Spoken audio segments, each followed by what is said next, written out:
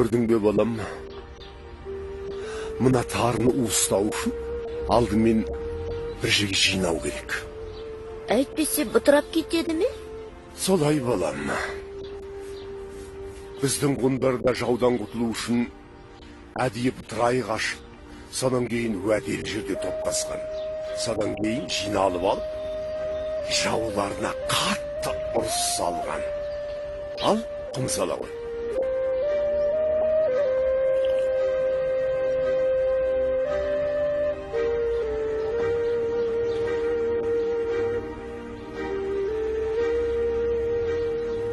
Ата, бұл кім?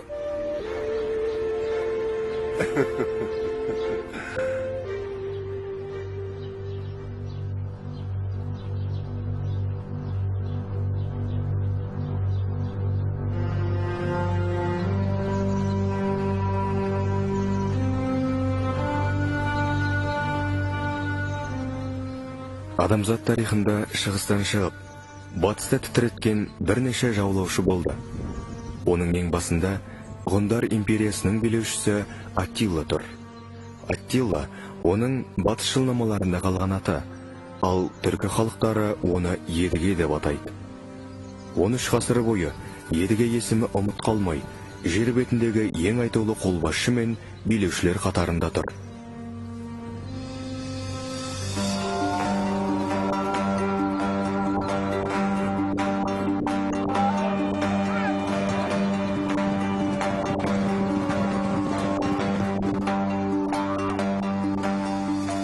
Ғұндар Еуропа аумағына баса көктеп кірген түркі халықтарының бірінші толқыны болуы тиіс.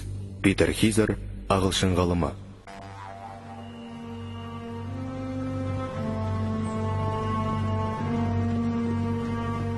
Сол қанаты Еуропаны тітіреткен. Оның алдында оң қанаты Шығыс Азияны шайқалтқан ғұн, сүнни, гун деп әр халықтың тілінде сан түрлі аталған тайпалар Қытай мен Монғолия шектесетін үлкен алқапта біздің жыл санауымызға дейінгі 3 ғасырда ұйысқан.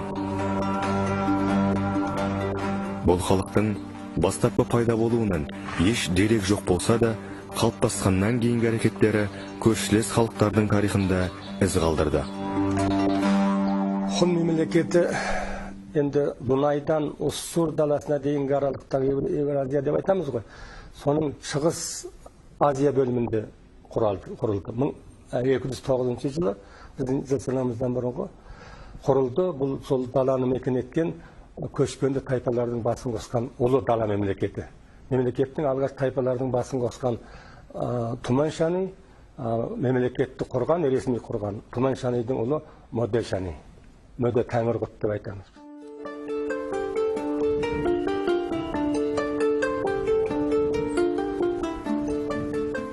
Ғұндар бірнеше ғасыр бойы осы өңірді мекендеді. Сан мәрте іргелес қытайлық патшалармен соғысты. Ауыр қаруланған, жаяу әскерге қарағанда салт атты, жеңіл киімді.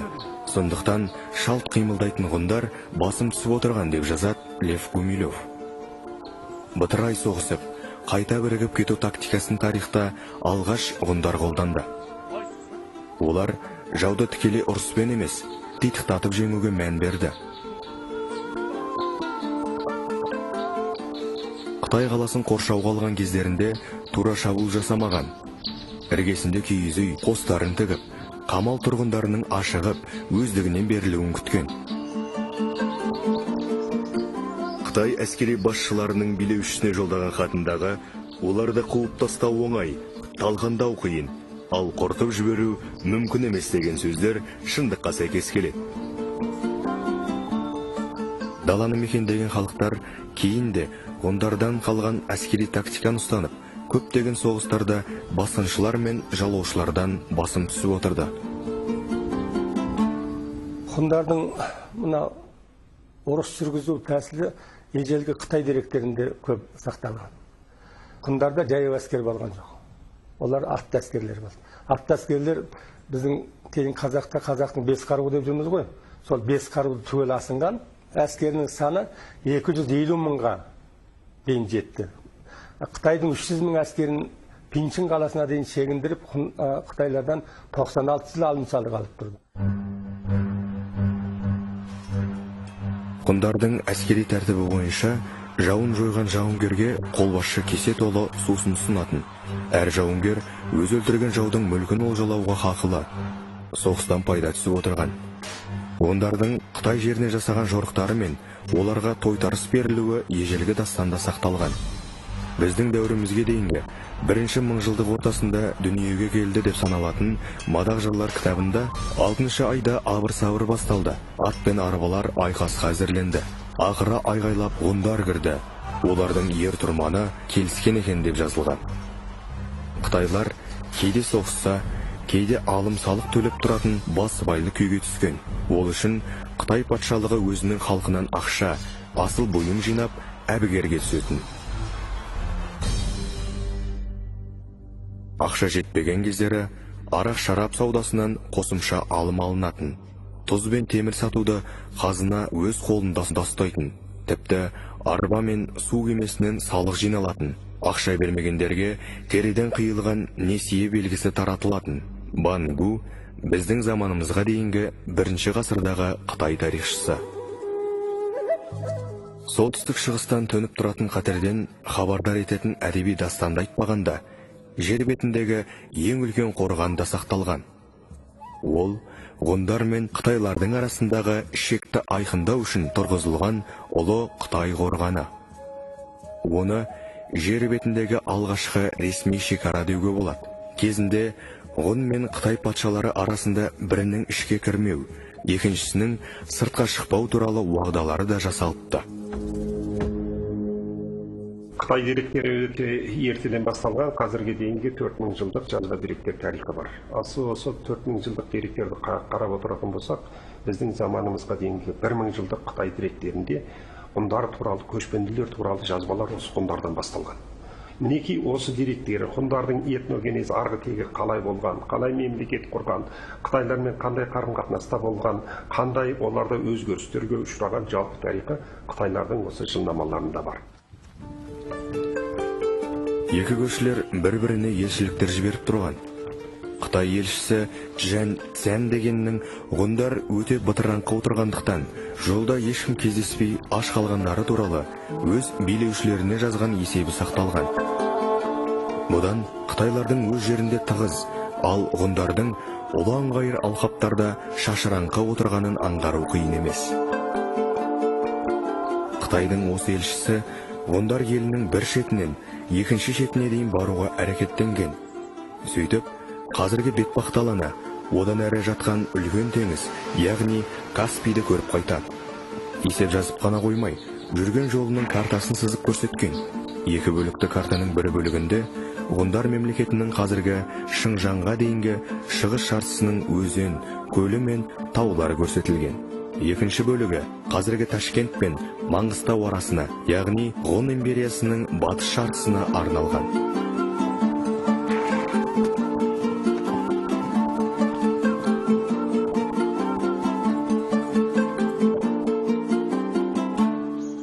Ғұн империясының бірінші, қазіргі Қытай жерінде, солтүстік Қытайда, астанасы, ордасы қазіргі Ордос деген Қытайда, Ордос деген жер. Ол топоним осы уақытқа шейін солай деп аталады, Ордос, ордасы. Сол жерден ғұндардың керемет, ғажайып ескерткіштері табылды. Соның ішінде енді ең басты атап айтарына ғұн патшасының алтын тәжі. Өздеріңіз көріп отырғандай, онда бүкіл ғұндардың діни мифологиялық жаңағы барлық танымы көрініп тұр.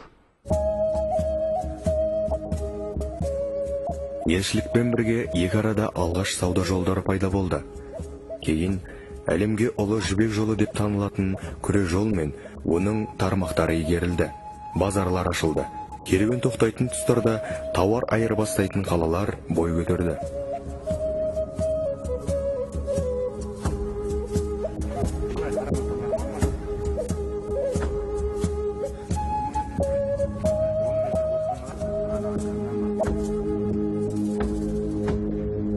көшпелі ғұндар мал шаруашылығымен айналысты.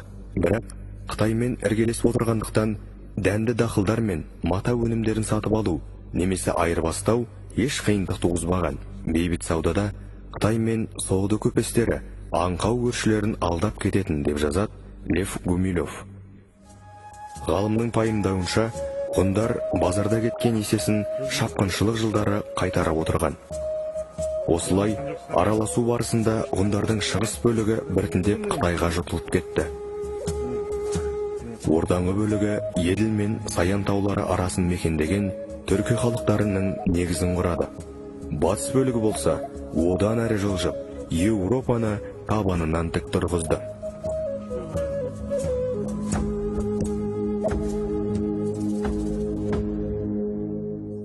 Hun империясының басқару құрылымына келетін болсақ, бұл үштік басқару жүйесін қалыптастырған болатын сол кезден. Біздің мінекей 303 аймақ ретінде қалыптасуы жайдан жай қалыптасқан жоқ.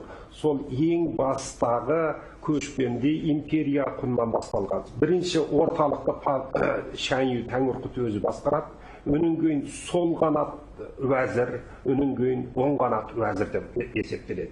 Сол қанат уәзірі шығысы, оң қанат уәзірі батыс бөлігін басқарған.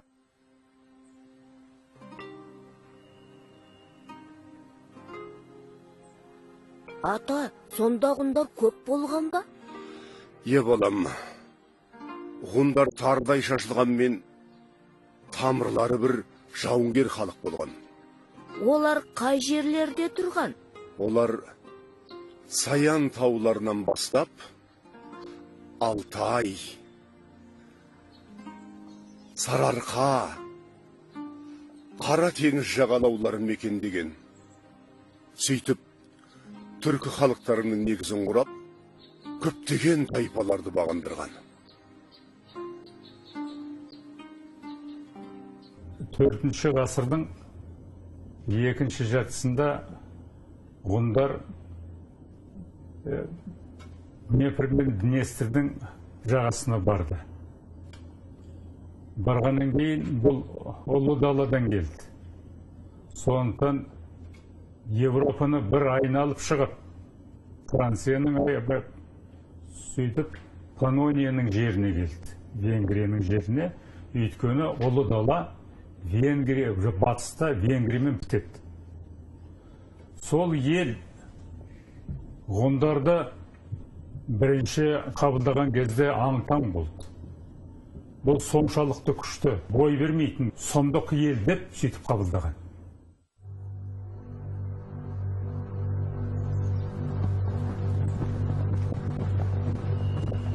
Балқан түбегін жаулап алу ғұндарға қиындыққа түспеді.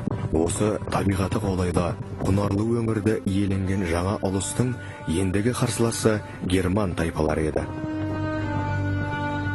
Бұған дейін тыныш жатқан Қара теңіз бен Жерорта теңізінің бойы аласапыран күйге түсті.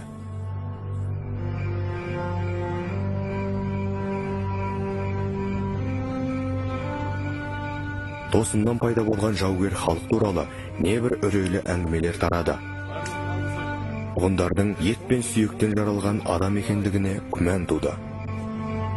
Қайсарлықтары мен тапқырлықтары қарсыластарын таң қалдырды. Ғұндар таулар мен ормандар арасында көшіп жүреді. Бесікте жатқан кездерінен суық пен ыстыққа, аштық пен шөлге төзімді келеді. Далаға түней салудан еш қорықпайды. Күні бойы баспанаға бас сұқпай, ашық аспан астында жүре береді. Рим тарихшысы Амьян Марцеллин.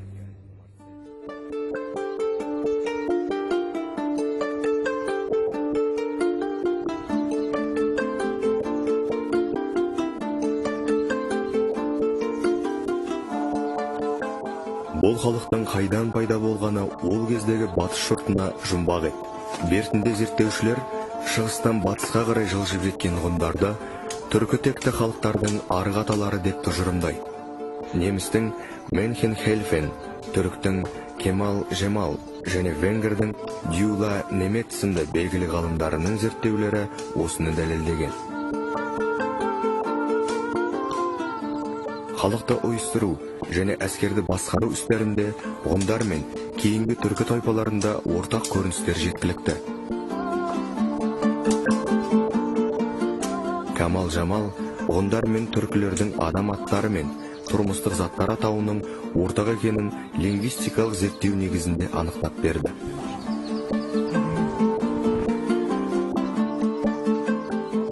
Қазақ тарихшылары да осындай тұжырымды ұстанды. Түркі халықтардың шығу процесі тек қана ғұндар келгеннен кейін, ғұндар осы Қазақстанның жеріне мекен тепкеннен кейін, бұл түрк тілдестік процесс сол бойы өзінің аяғына дейін жетті деуге болады. Кавказ тауы мен Қара теңіз және жерорта теңізі бойын мекен байырғы халықтарды ығыстыруы ғұндардың жауынгер халық екенін көрсетті. Сол дәуірдегі ең қаһарлы қару садақты жағын мүйіз арқылы берік және серпімді етіп, адырнасын аттың қылынан үзілместей етіп есіп жасады.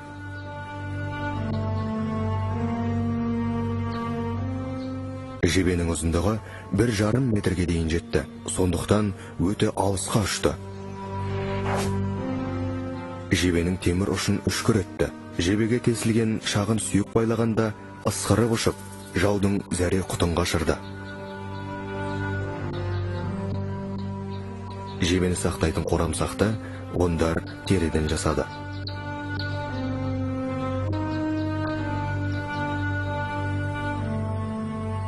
4-ші жүзжылдықта Азияны тегіс шаулаған ғұндар Дунайдың оң жағалауына жетті. Осы тұстан Рим империясының шеткері аймағы басталды. Рим империясының шығыс бөлігі алым төлеуге келісті. Ал батыс бөлігі ғұндардың өктемдігін 422 жылы мойындады. Император Феодосий жылына 350 фунт таза алтын төлейтін болды. Бұл тұста ғұндардың ханы Руғлия еді. Ол қайтыс болған соң хан тағына Бледа отырды. Ғұндарды жаңа билеуші Едіге батыс жылнамасы бойынша Аттила басқарды. Ол сол кезеңде жаңа соғыс тактикасын ендірген, өзгеше ойлайтын және шапшаң қимылдайтын ерекше тұлға еді.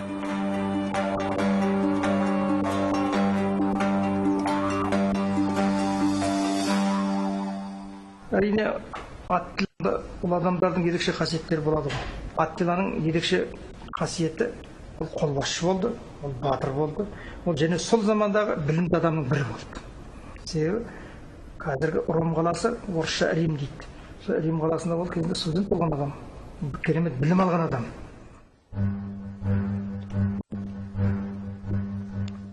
Аттила әскери тактиканы өзгертті.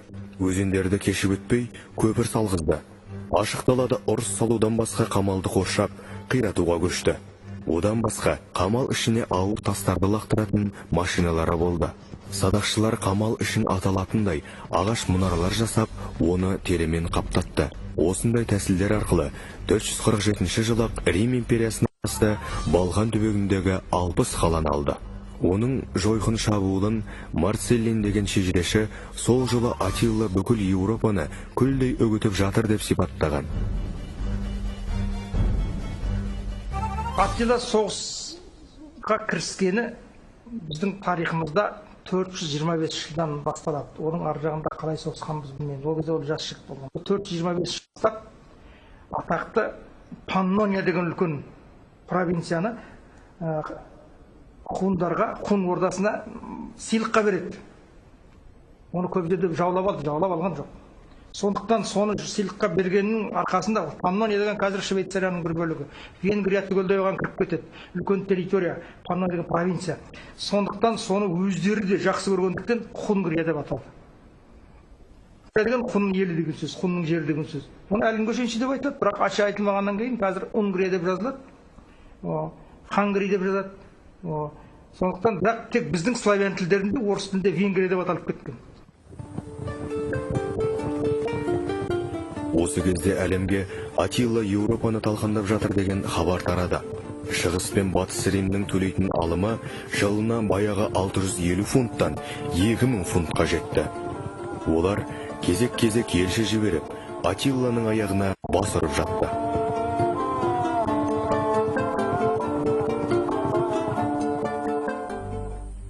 Қасымызға берілген ғұндармен бірге негізгі жолдан бұрылдық.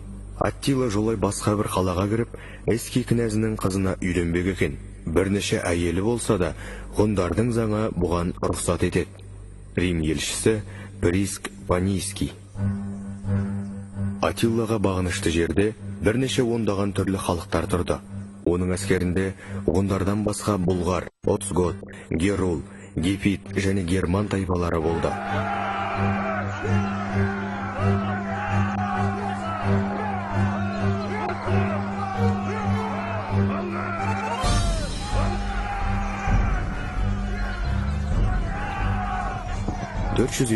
жылы ғұндар Галлияға басып кірді. Бұл олардың соңғы шабуыл, ақырғы қадамы екен. Осы жердегі Каталаун алқабында Рим, Вестгот және Франктың біріккен әскері бір кездегі көшпенділер армиясын тоқтатты.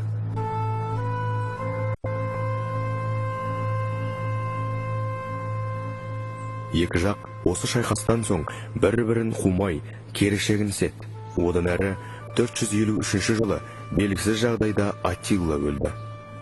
Оның ұрпақтары Паннония түбіндегі ұрыста жеңілді, сөйтіп Дунайға дейін ығыстырылды.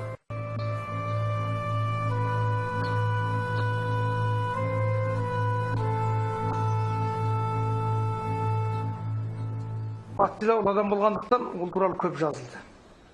Оның барлығы әркімнің өз мақсатымен жазылды. Жаңа айтып отқан атақты Амедей Тьерри деген адам Францияның тарихын, Римнің тарихын ғана жазу оның міндеті болды. Сонда өзі айтады, мен Францияның тарихын жазамын, Аттиланың тарихына қызығып кеттім. Ғұндардың да Аттила демейді, ғұндардың тарихына қызығып кеттім.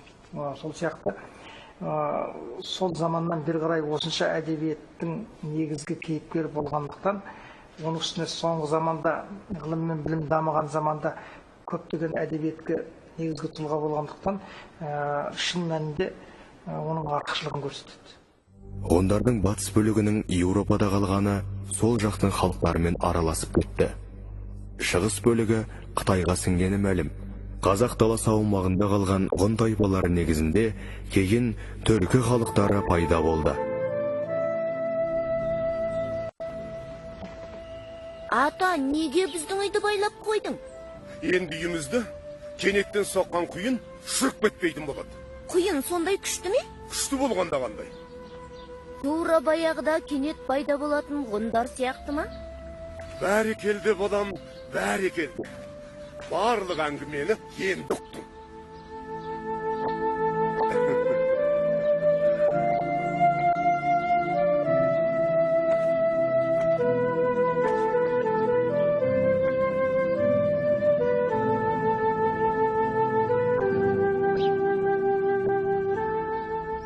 Ұзақ ғасырлар бойы Қытай батыстан, Еуропа шығыстан шаң беретін көшпелі ұлыстар мен тайпаларды өз тілдеріне сай хунну және гун деп атайтын бір қалыптасты.